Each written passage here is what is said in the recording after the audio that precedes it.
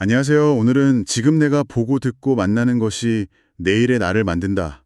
이 성찰을 가지고 좀 더 깊이 이야기 나눠보려고 합니다. 아, 네. 흥미로운 주제네요. 우리 주변 환경이 우리한테 어떤 영향을 미치는지, 또 그 안에서 우리가 어떻게 중심을 잡고 성장할 수 있을지, 뭐 그런 이야기인데요.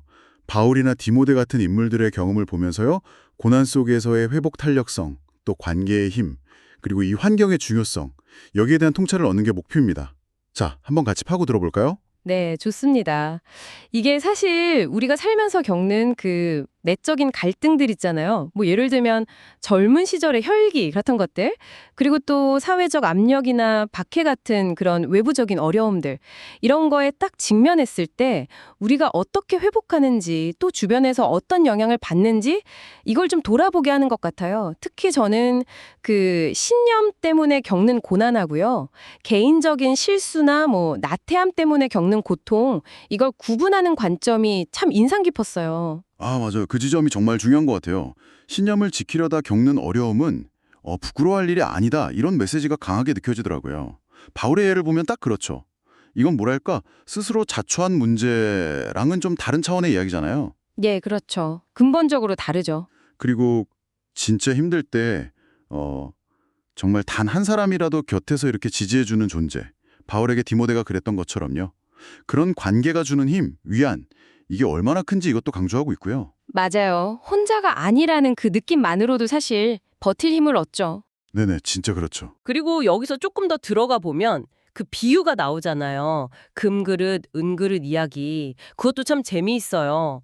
그러니까 겉모습이나 뭐 사회적 지위 같은 그런 외형적인 게 아니라 중요한 건 그 속, 내면의 준비 상태, 그리고 진정성이라는 거죠. 아, 핵심은 그거군요. 얼마나 준비돼서 쓰임받을 수 있느냐. 네, 바로 그거예요. 아무리 뭐 번쩍번쩍 금그릇처럼 보여도 속이 비었거나 더럽혀져 있으면 사실 쓸모가 없는 거고, 반대로 뭐 질그릇처럼 좀 평범해 보여도 깨끗하게 준비돼 있으면 귀하게 쓰일 수 있다. 이런 통찰인 거죠. 아, 정말 우리가 뭘 중요하게 여기는지 다시 생각하게 만드네요. 그렇죠. 우리가 평소에 가치를 두는 기준들, 이런 걸 좀 돌아보게 만들어요. 그리고 또 하나, 그 부정적인 영향력들 있잖아요. 뭐 젊은 혈기에서 나오는 정욕이라든지 의미 없는 속된 잡담 같은 거요. 이런 것에 대해서 그냥 뭐 맞서 싸워라, 저항해라 이게 아니고 아예 적극적으로 피하라. 이렇게 조언하는 부분도 되게 현실적으로 다가왔어요. 네, 맞아요. 그 피하라는 조언. 그만큼 강력하다는 거 아닐까요? 그런 환경이나 관계가 미치는 힘이? 맞습니다. 그게 딱 그 근주자적, 극묵자흑이라는 옛말하고도 통하는 거죠. 아, 네네. 붉은 것을 가까이 하면 붉어지고 먹을 가까이 하면 검어진다. 네. 결국 우리는 우리가 시간을 보내는 사람들, 또 우리가 막 소비하는 정보나 문화에 의해서 알게 모르게 물들고 형성된다는 거잖아요. 그러니까 내가 어떤 환경에 나를 두는지, 또 어떤 관계를 선택하는지가 결국 내일의 나를 결정한다. 약간은 좀 섬뜩하기까지 한 진실인 거죠. 그렇죠. 결국 우리가 환경의 영향을 받는 존재라는 건데, 근데 여기서 또 한 걸음 더 나아가서 우리 사회 자체의 어떤 경향성에 대한 경고, 이것도 담고 있는 것 같아요. 아, 사회적 경향성이요? 네. 뭐 해로운 행동이나 좀 왜곡된 가치관 같은 걸 정상인 것처럼 포장하거나 합리화하는 그런 분위기요. 거기에 휩쓸리지 말아라. 오히려 세상의 소금과 빛처럼 긍정적인 영향을 주면서 세상을 좀 더 나은 방향으로 이끌어라. 뭐 이런 적극적인 촉구로 읽히더라고요. 네, 맞아요.